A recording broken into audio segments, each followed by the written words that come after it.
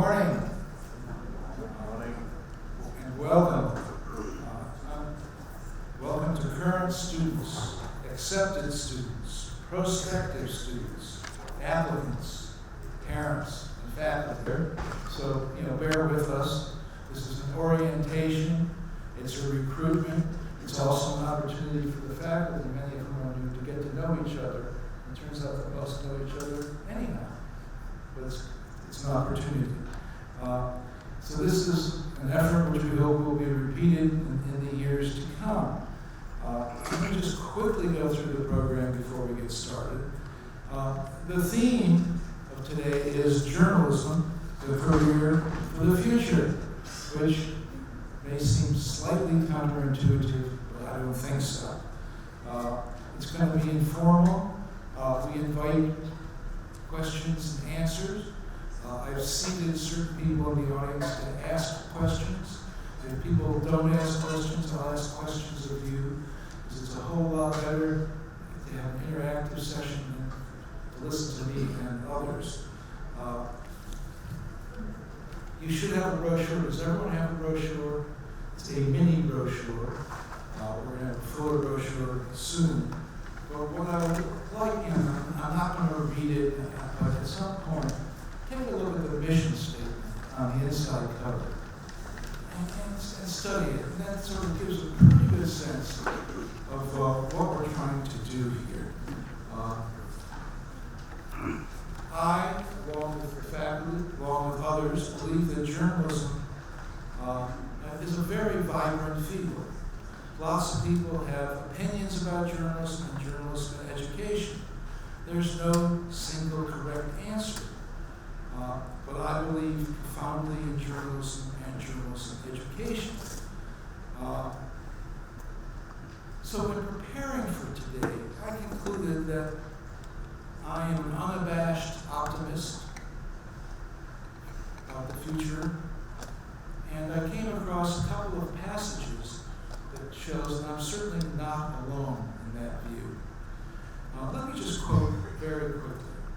One comes from Kush Chaudhry in his memoir, The Epic City, and he writes about the joys of reporting. And he says, "You could be looking out the window when your bus was stuck in traffic and see something that might lead to a story. Or you could go to the hospital to visit a recovering relative and discover a man in the next bed who had a story worth writing about. A story could come from anywhere, at any time, if you kept your eyes open. Being a reporter meant having a blanket license to go anywhere and ask anyone anything. There was no other line of work that would allow such latitude, the chance to go so many places and meet so many people." Now, the second passage comes from the New York Times, who asked a group of notables a couple of weeks ago which field college students should pursue.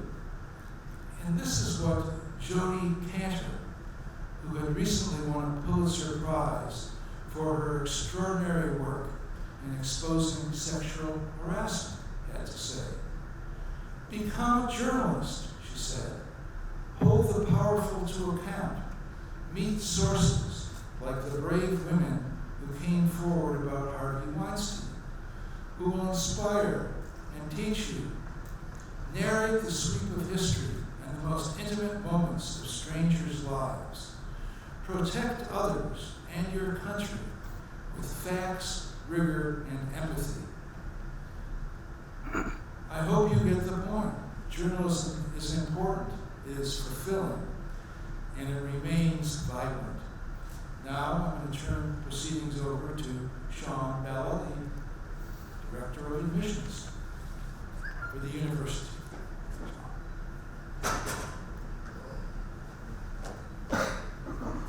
Hi, good morning, everybody. I'm very pleased to be here today for the launch of the new faculty for this school. I myself am a faculty member in the School of Liberal Arts and Humanities, and I've actually been a part of the university for the past 4 years. And so I can say firsthand that I know about the joys, sometimes the headaches, but also the exhilaration that comes from being part of a new and exciting program. So for the incoming students, we welcome you to the university. We welcome you to becoming part of our community.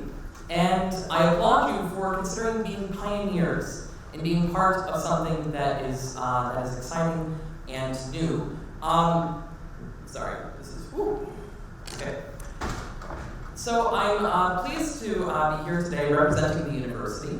Our university was founded in 2009 as an initiative by our Vice Chancellor, Dr. C. Raj Kumar, and the philanthropic initiative of Mr. Naveen Jindal.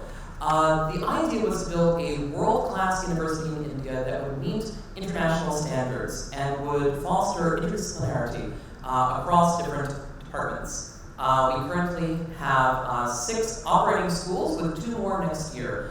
The Jindal Global Law School, the Jindal Global Business School, the Jindal School of International Affairs, the Jindal School of Government and Public Policy, the Jindal School of Liberal Arts and Humanities, the Jindal School of Journalism and Communication, and next year we'll be launching the Jindal School of Art and Architecture and the Jindal School of Banking and Finance. Now, to be part of a university like this is one in which you can actually have a real meeting of different ideas and different minds. I recently was at an event where the architect who designed the university was speaking about what thoughts went into his creation. And I had always saw that there was a bit of confusion here. If you probably notice we get a bit lost sometimes. I still sometimes do. And the idea that at this university there would be no blocks, no wings to the separate departments. Faculty are mixed up. You go to an office and you'll have faculty from journalism, faculty from law, faculty from business together, and even in the dorms they're mixed up because the whole point is that we want people talking. We want people interacting. At our university, I think that there are 3 things that I'd like to highlight. The first is that we have a strong commitment to scholarship. Our university has over 300 faculty, 20% of them which are foreign faculty, and over 50 plus independent research centers. We also have a strong and passionate commitment to teaching. Our faculty do research, but they are also teachers first.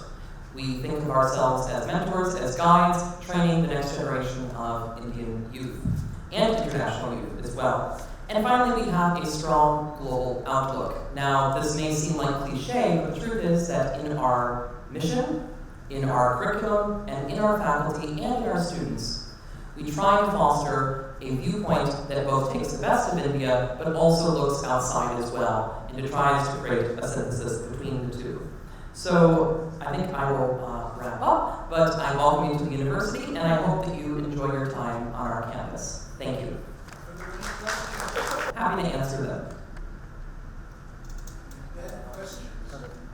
Okay, well you can come bother me later. I'm happy to be bothered. Can I ask you something? Yes, you can, please. So this program is what I believed when I got this provisional impression was that this is more of mass media and communication. But now I'm beginning to understand that it's more of journalism than mass media and communication. So is there a difference or am I just understanding it? Foundational skills of journalism are the foundational skills of mass communication. And if you don't have those basic building blocks, then you will be that you will not be able to work in the different mediums. So I would say that we are a school committed to the foundational building blocks of a career in journalism and media. Astute question, and mass media, mass communications is a term that means different things in different contexts. For us, I would say that most of the faculty here have, not all, but most, have a journalism background, so we tilt in that direction, but by no means exclusively. We want you to understand communications as well. Okay, now we're going to have the faculty I started off my career as a reporter in New York City for many years, and then I transitioned to becoming an educator. And in recent years, that morphed once again, and I became an educator slash administrator. I wound up as dean at the Columbia Graduate School of Journalism and then the Berkeley Graduate School of Journalism. And this is my third deanship. I'm a recidivist dean. I'm having a challenging and fascinating time doing it. And so far at Jindal, I've been here full-time since January.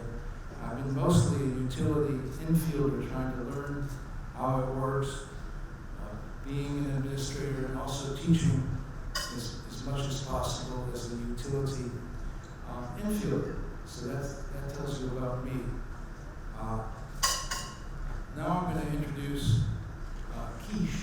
We'll go by first names since it's taken me long enough to pronounce first names correct. Mango names. Introduce Keish, a vice dean, who's going to talk a little bit about himself. He will give you a quick walkthrough through the curriculum,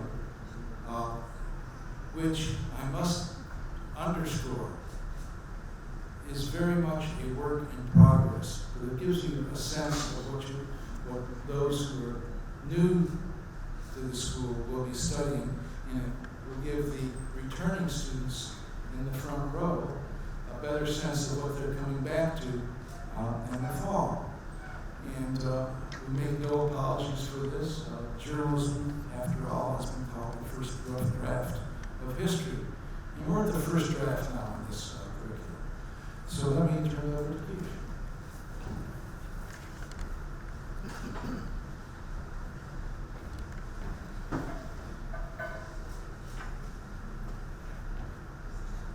Hi, good morning everyone.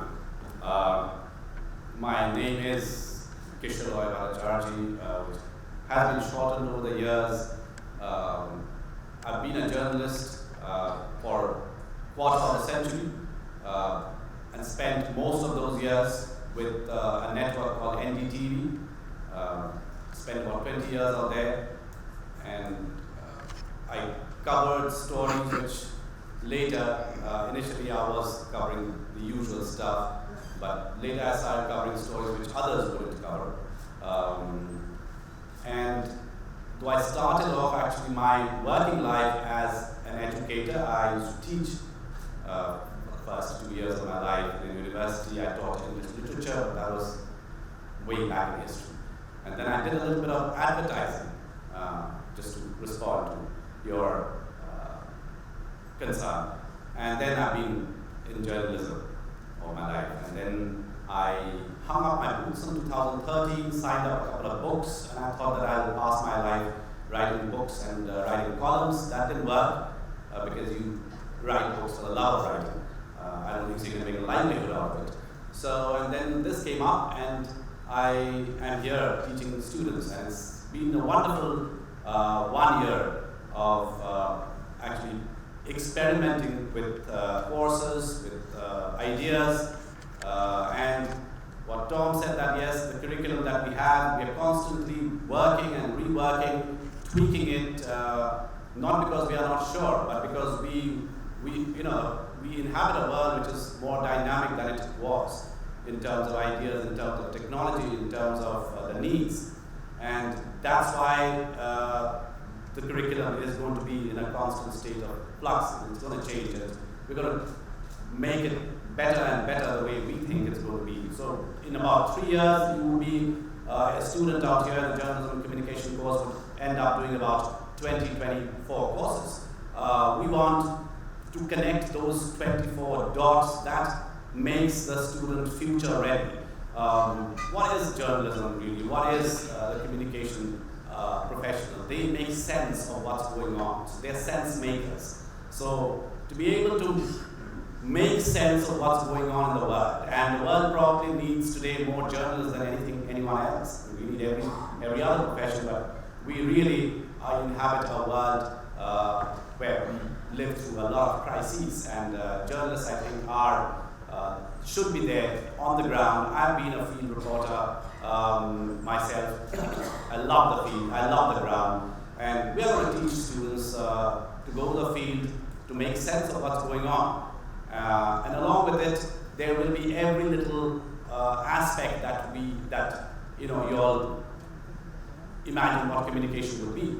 Also, a question that most guardians, most students ask, and even the existing current students have this concern that we are not interested to be a journalist, but we want to be a communication specialist. And as Sean said, that the bedrock and the foundation really of being in communication, or for matter any other profession, is the same. You should be able to write well. To be able to write well, you should be able to read.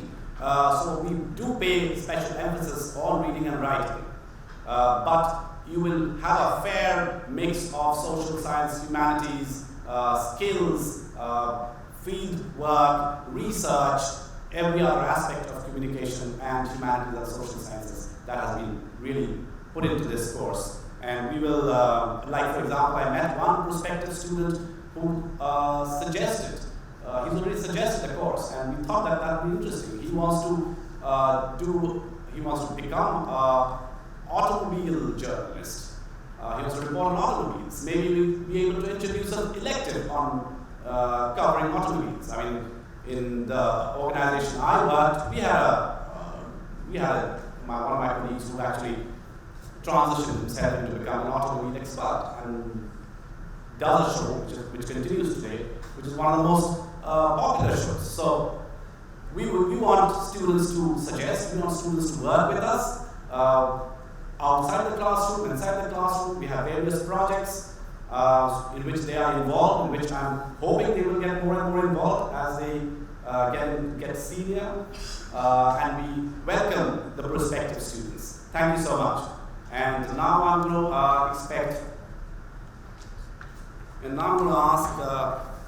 my colleagues to come up and introduce themselves, or maybe they can introduce themselves sitting out here. If I can ask Sukumar Muralidharan, who's been with the Hindu for as long as I remember, and a real privilege and honor to be a colleague of his. We've been working together for the last 1 year here. Sukumar.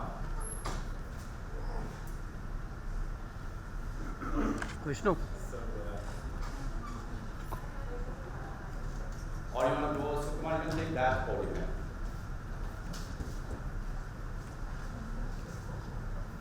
Good morning. So my name is Kumar. I'm a print media journalist. That's been my livelihood for over 20 years. I've been a journalism trainer and media analyst for another 7 years. Prior to coming here, I was a fellow at the Institute of Bonsai in Jindal, and I have a background in it's very mixed. But if you look at the last subject line, you could say it was economics. But then as a journalist, my coverage has been you don't remain specialized in any area of journalism. In fact, the person who wants to write on automobiles may well end up writing also on ships and aircraft. So don't expect that level of specialization in the profession. You will have to necessarily be a bit of a dabbler in various things. And that's what I have been for 25 years of my working life. In the last few years, I've of course been a media analyst more than anything else, and that in fact is the subject of ongoing research. The next year I'll be on a research track, mostly emphasizing, prioritizing research work on the media and other issues, but I'm always available here for consultations and for guidance, whoever requires.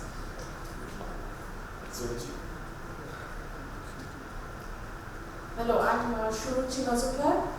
So I teach courses in media studies here. I started my career as a print journalist. I worked with the Hindustan Times and the Indian Express newspapers in Kolkata and Bombay. And then I decided to move to academia. I went to Singapore. I studied at Nanyang Technological University in Singapore. I got my doctorate in communication studies. I also worked as a media researcher. I worked with this non-profit media research organization called Asian Media Information and Communication Center, which is currently based in the Philippines. My primary work in Singapore was studying press freedom across 10 Southeast Asian countries. I was also a visiting scholar with the University of Pennsylvania's Annenberg School for Communication. So currently my research interests are in media, politics and labor in India and China. So I joined here in 2016 after I completed my PhD. So that's all.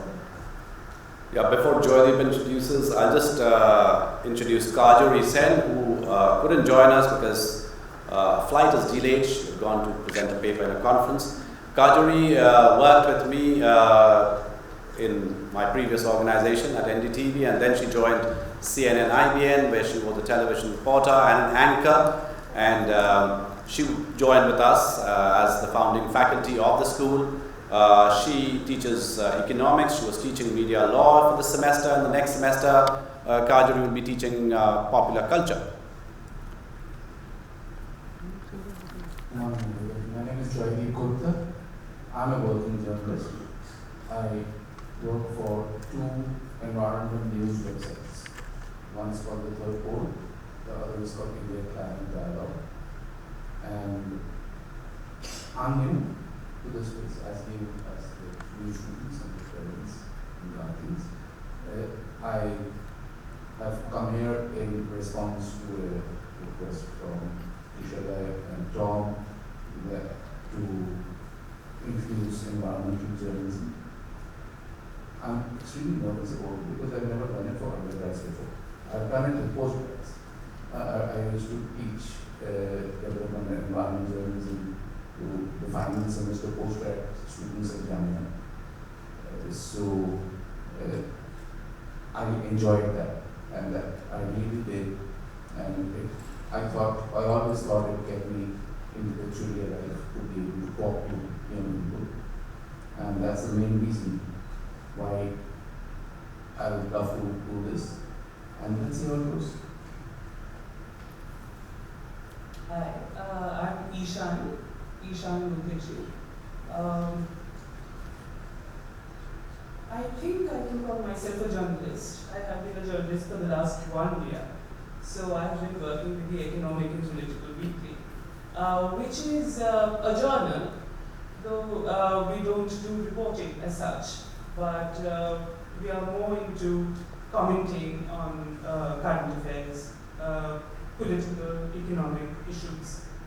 I will be teaching history in that. So I finished my PhD from the University of Cambridge a couple of years back. And well, this is the first time that I'm going to professionally start teaching undergraduate students. I have done some amount of teaching for postgrads in Cambridge. So the syllabus, if you have had a chance to look at it, it has some social science elements as well. It is history, it is economics, it is English. I will be doing the history component primarily.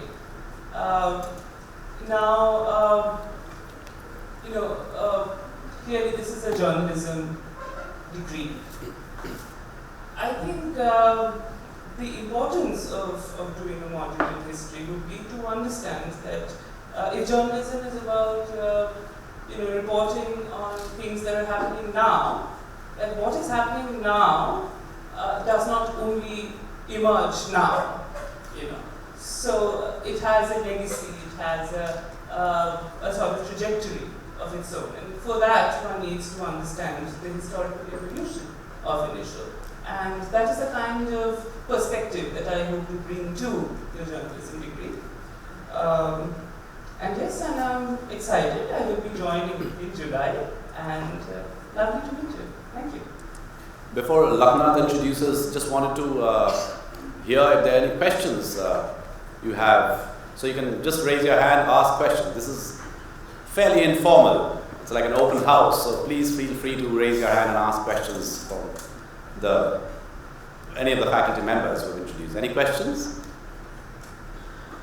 You have a question? Yeah. Yes, so I wanted to know that what kind of projects should we look forward to as first year students? Anyone wants to answer this? What kind of projects? Like Suruchi's got a project where she has a student's blog, right, Suruchi? You want to talk a little about that?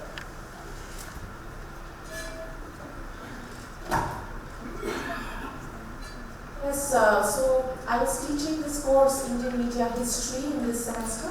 So we started a blog with the students, and some of our students, some of them are already here, like Rashi is here.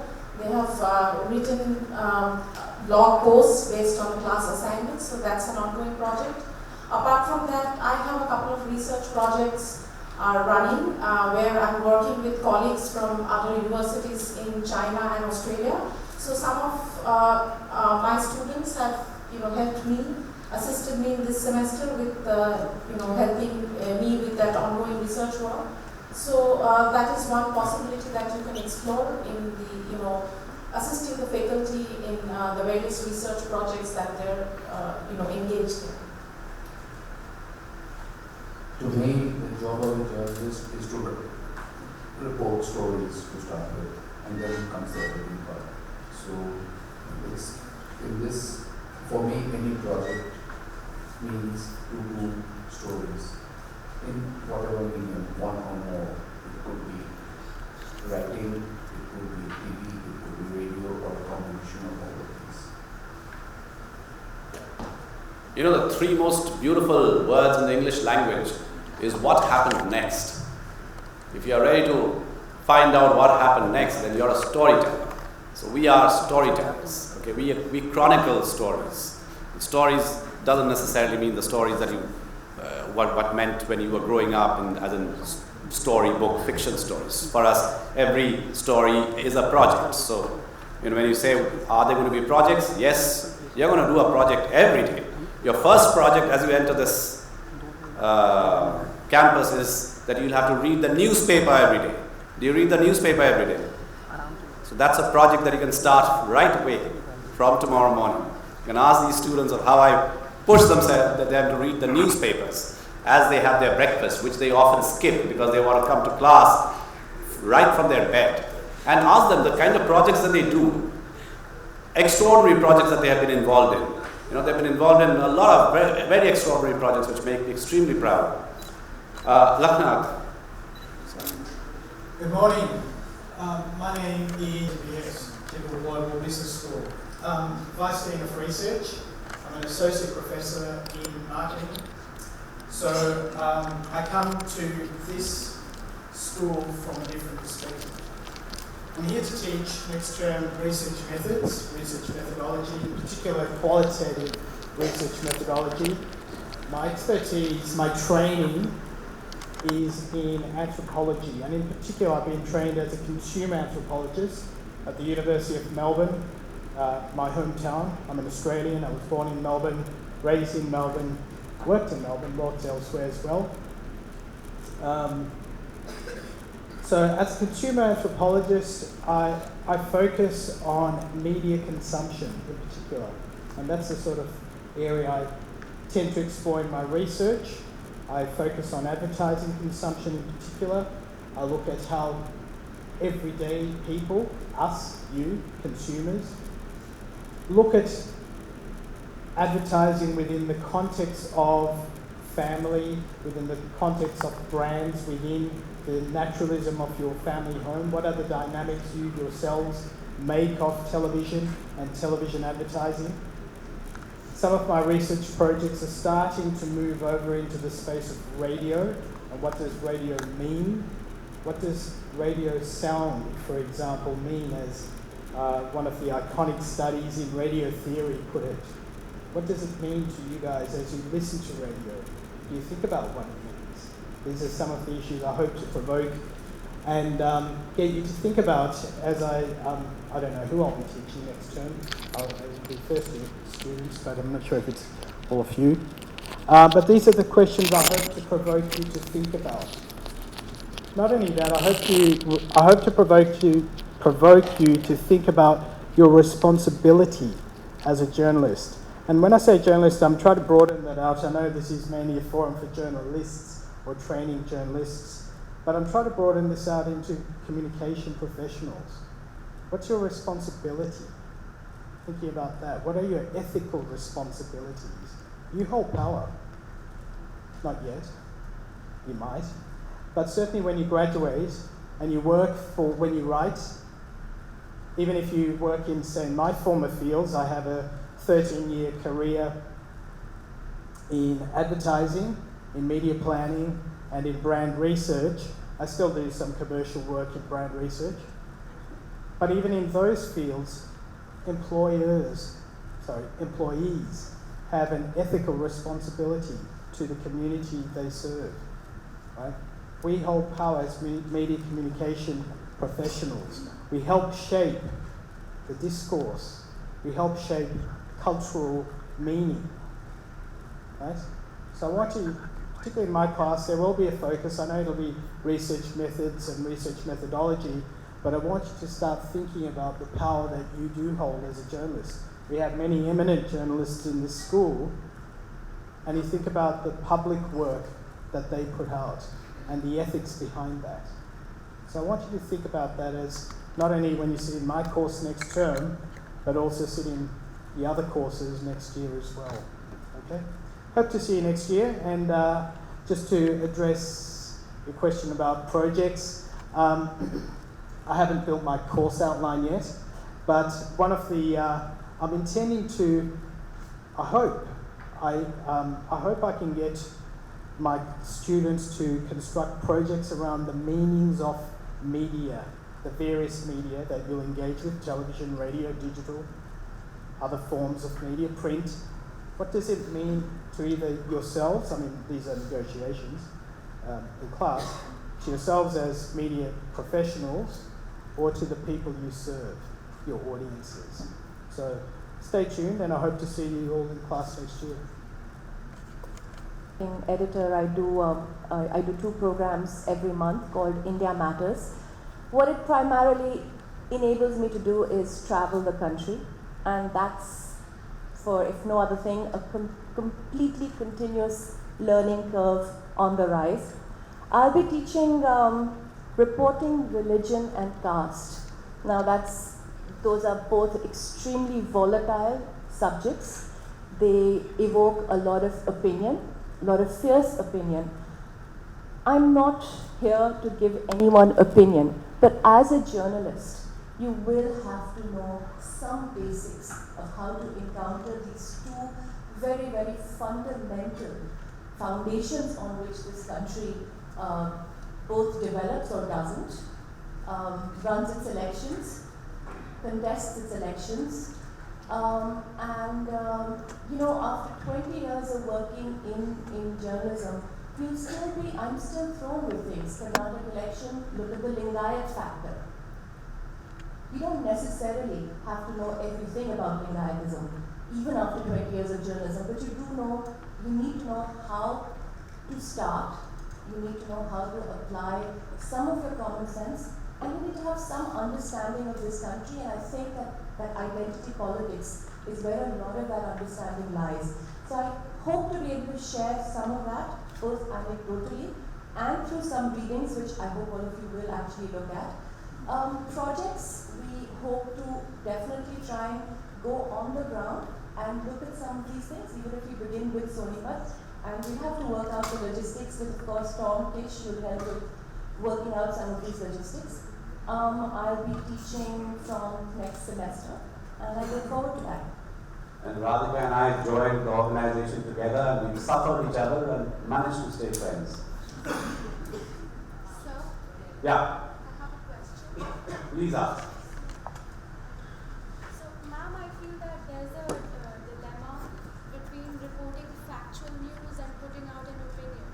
And I personally have always heard that journalism is truly about reporting facts and not giving out an opinion. So, especially with your specialization in caste and religion, that's a very charged topic. So how do you remain objective and factual in that area?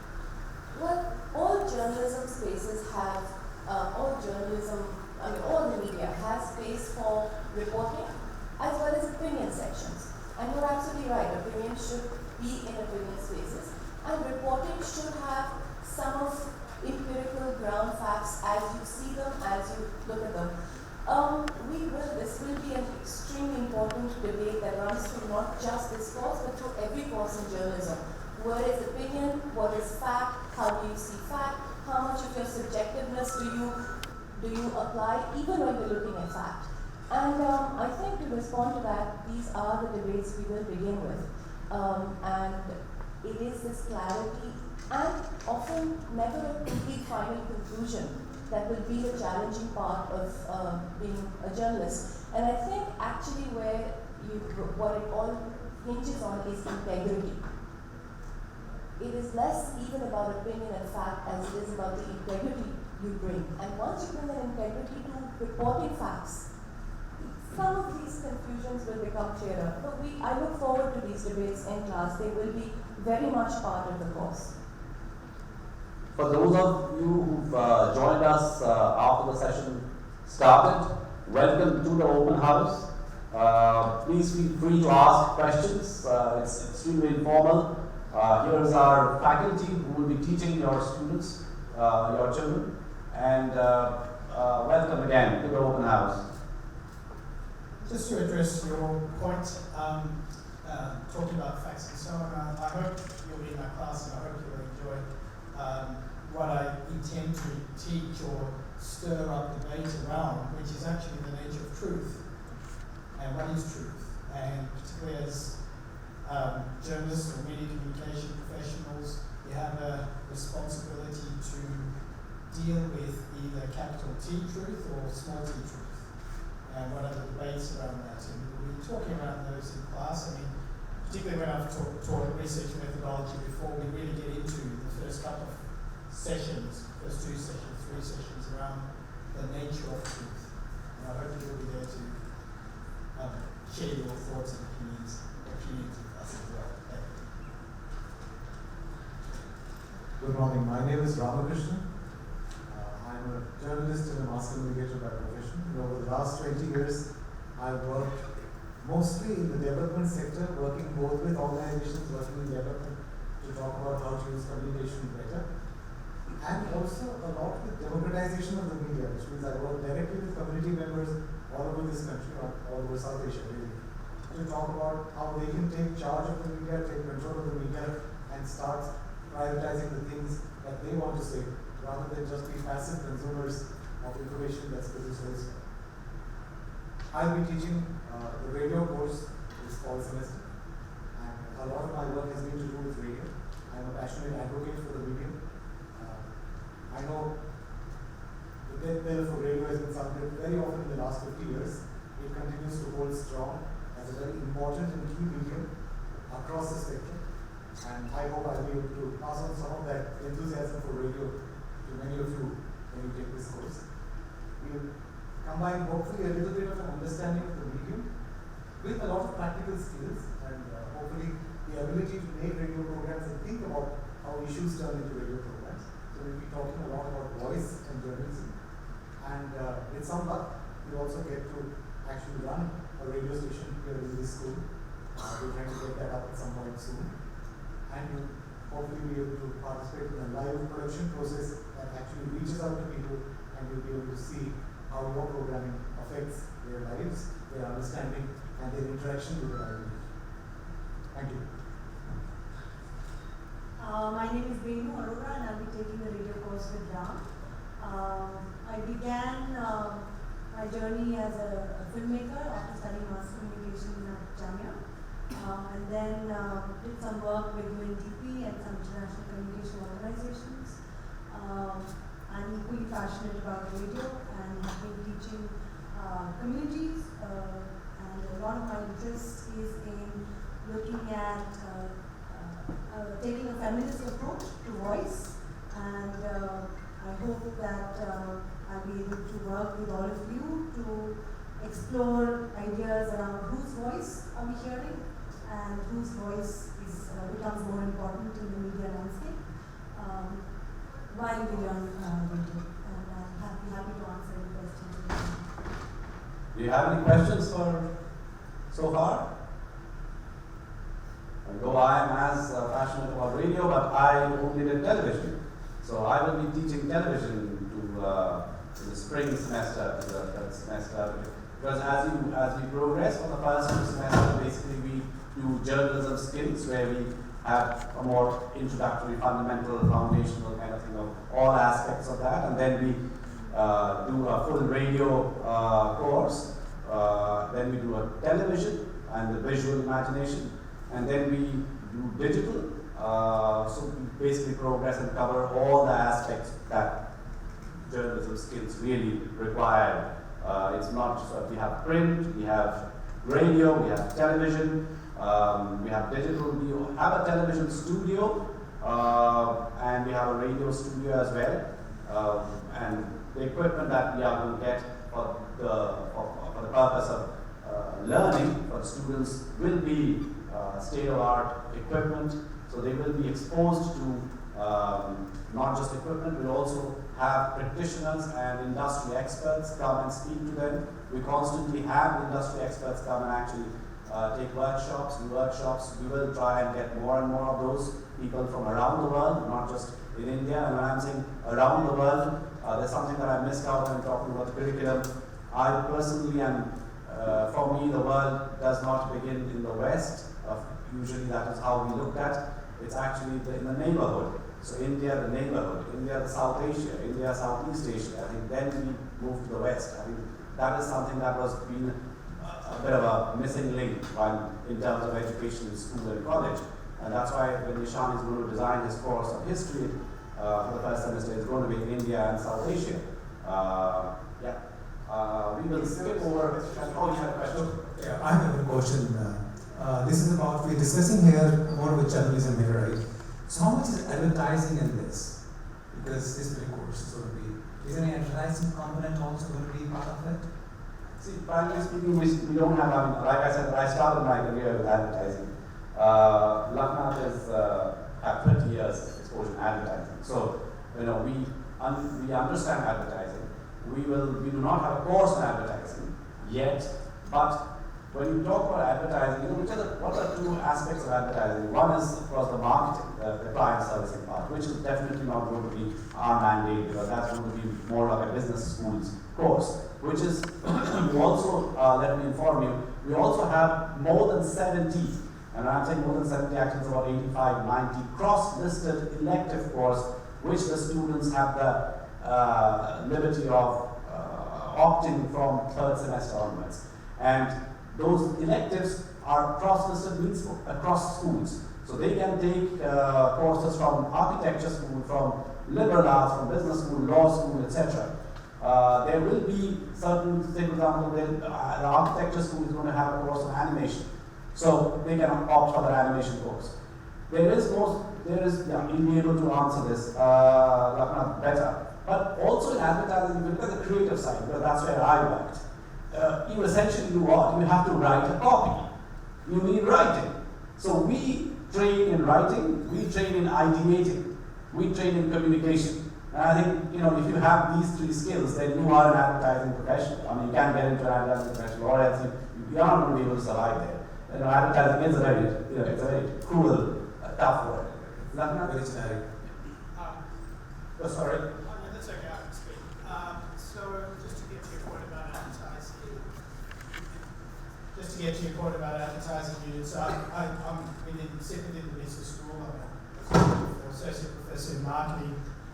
Some of the cross-listed units that we teach that are advertising related are integrated marketing communications, for example, where we look at the whole spread of marketing communications tools, not just advertising, but we talk for quite a bit of this course deals with advertising and advertising issues around advertising strategy and creative strategy and so on. I might myself take that course. I also take brand management, which is also a cross-listed elective. I take a cross-listed elective called social media management, which I must say to anyone who's intending to take it, it is not how to use social media. is what is the corporate strategy behind corporate media, social media. So there is the opportunity to take other units in other schools cross-listed as electives apart from to supplement the sort of media focus from this particular school. Can I ask a question? Sure. Can I ask? This is Black left before a week ago, 2 weeks ago. And we got to know him a little bit, we got to know him a little bit more, and he's going to be a great asset to our school. And there are many hidden assets around the university, and we're going to find them. So that's very, very exciting, and that's what makes a school like this very strong. And before your question, one more point. After lunch, which is not for a while now, but we're going to have tours of the building if you can hang around. Current students are in the front row prepared to do that, and we will take a look at the television studio and the shell of the radio station, just to show you that we're for real. Okay, question? Yeah, Mike. So is the curriculum recognized by a body which is well known, or is it self-regulated by the university here? There are certain things that you cannot not teach. You have a leeway, you have liberty to experiment. When I'm saying experiment, not like experiment wildly, but experiment in terms of names or substance. But at Jindal University, the one thing that is unique to us is that each instructor has the freedom to design the course in her or his way. In that designing the course, the UGC does not interfere. Okay, so and we try and bring in the best practices from around the world. We try and bring in the best. And when I'm saying work in progress, it's an intentional work in progress. It's not because we haven't finished the work. It's because we want to see, because like I said, journalism or making sense of what's happening around the world is, particularly in today's thing, needs constant working and reworking at what it is. It's not something that kind of is going to be written on stone and the same course is going to be there for the next 15, 20 years. That's not a world we inhabit any longer. I hope I addressed it. And let me just add, it's also work in progress in the sense of which course should be taught in which term, and who is going to be teaching it and who's available to teach it. So we're jiggling, the schedule. We have a pretty good idea of the courses that we want to have taught. Okay, we're getting towards the end. Sanjeev Kumar. I have a PhD in political science from Jawaharlal Nehru University, and I specialize in the areas of caste and labor practices, especially in North India. I started my academic training with an undergraduate degree in journalism from Lady Shri Ram College, University of Delhi. So I'm laying out an alternative career path for you right there at the outset. I've taught journalism and political science at various colleges in the University of Delhi and at Ambedkar University, Delhi again. Here at Jindal, I teach at the Center for Writing Studies, which is an interdisciplinary center which looks at the writing and reading, pedagogy and practice from a discipline-centric position. So I look at the practice of writing and reading through my training in political science and my particular research training. The center offers undergraduate level courses right now. We plan to expand, but right now the center offers undergraduate level courses in writing across the university, and that's how I come into the journalism school from the center, and we will be offering a course in critical reading and writing skills, which basically means we will be going into the nuts and bolts of writing across disciplines, like history, like economics, political science, and also disciplines which undergird the practice of writing in journalism. So we will be taking students through skills such as building arguments, writing claims, finding evidence for that claim, and basically, to cut a long story short, sort of train students in what Kishore just said, writing a story or writing a narrative. So that's where we come in. Thank you. Thank you. Yeah, question. question is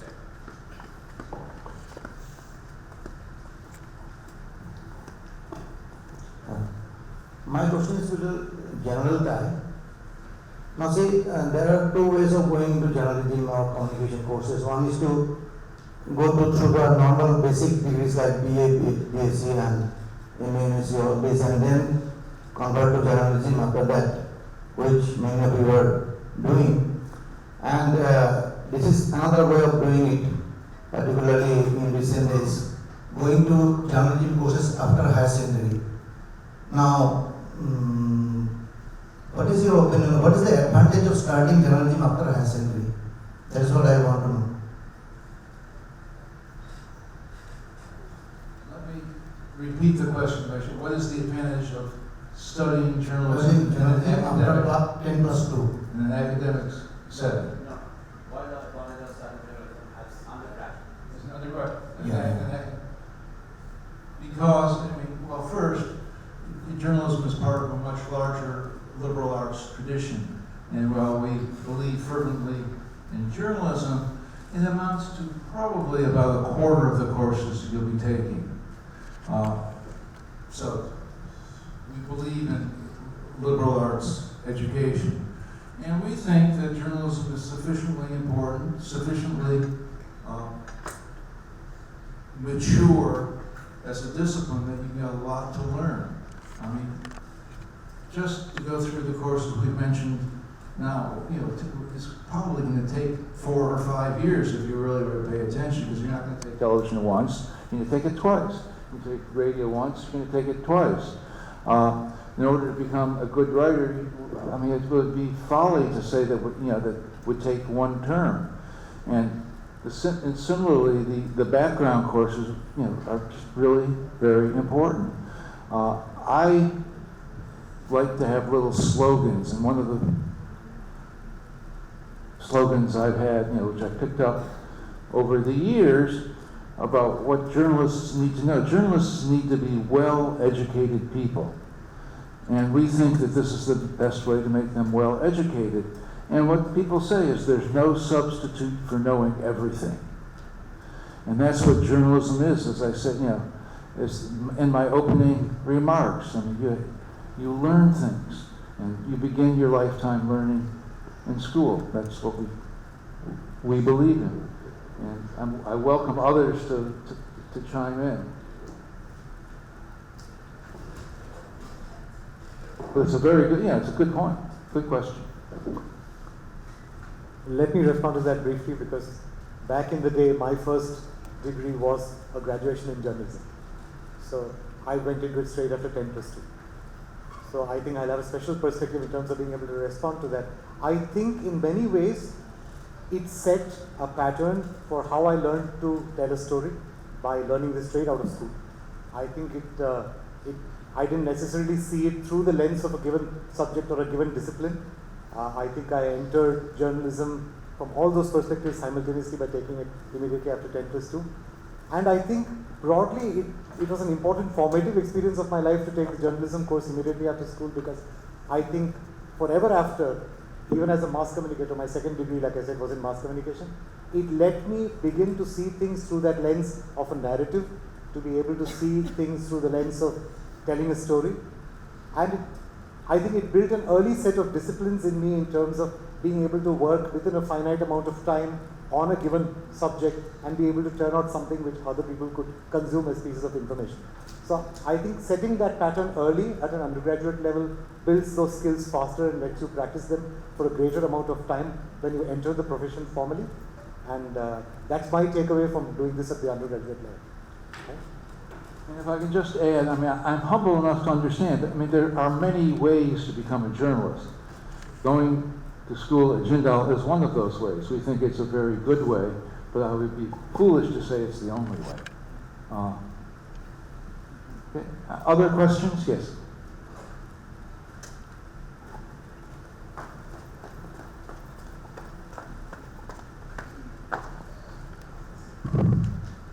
Well, I have two questions actually.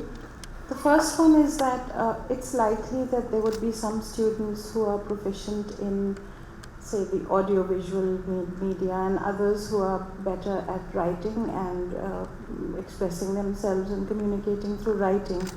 So is there a degree of specialization which is possible in this course? There may be someone who really doesn't want to go into television, for instance, and would like to just go with print media. So is there a degree of specialization towards the end of the course, maybe? We haven't reached the end yet, but I believe the answer is yes. And television, if you're not interested in television, which is possible, and we're going to get into that a little bit in a few minutes, we still think that it's important to know something about television. And then you can take your one course in television and know something, and then concentrate in other courses. But I think it's important for students of journalism to know how to report a story in print or digitally, radio, television, and medium that we don't yet know. But we're going to try to prepare people to do that. And I think, and what often happens, and it's usually with radio, in my experience, students who come to journalism school and say they have no interest in radio. They don't listen to radio. Why would you do radio? It's hard to find, which it's not. But they come and they love radio after having taken a course. Not everyone, but a lot do. And then there are people who think that they're not, writing, they're tired of writing. But under the spell of a terrific professor, they say, I really love writing, and that's what I want to do. People change their mind, and we give them that opportunity. Okay, and the second question was that do they learn some of the technical things that go into, if they're learning to be a print journalist, would they learn how to lay out a page in a newspaper or a magazine, or how to crop a photograph, just simple technical things? There's not a specific course, but we have a newspaper lab in which students will perform different functions, including layout, including writing headlines. So they will get that experience. We're not going to. I don't think we'll have a specific course, but it'll be embedded into that much larger laboratory course. Okay, and can I cheat and ask a third question, which is that is still photography a part of the course? Still photography. The third good question you've asked. At the moment, we don't have a specific course in photography.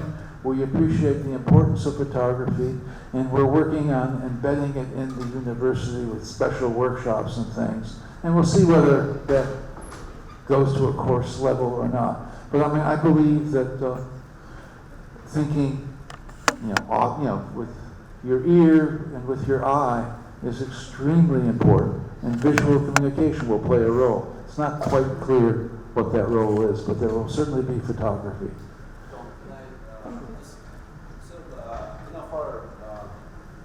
This is a question that comes again and again in terms of photography. So right from the first semester, like I said, that one is a skills course, so this is a journalism skill.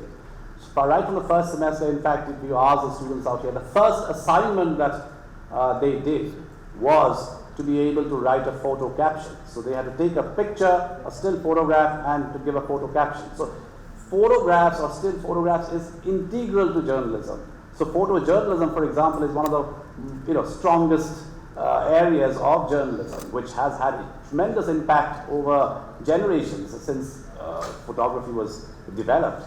So that is going to be part of the skills course anyway, of how to understand a photograph, what a photograph really means, what is the point of view of a photograph. So there's great work, great research that is there on photograph, and they're going to be exposed to that. Yes, you had a question?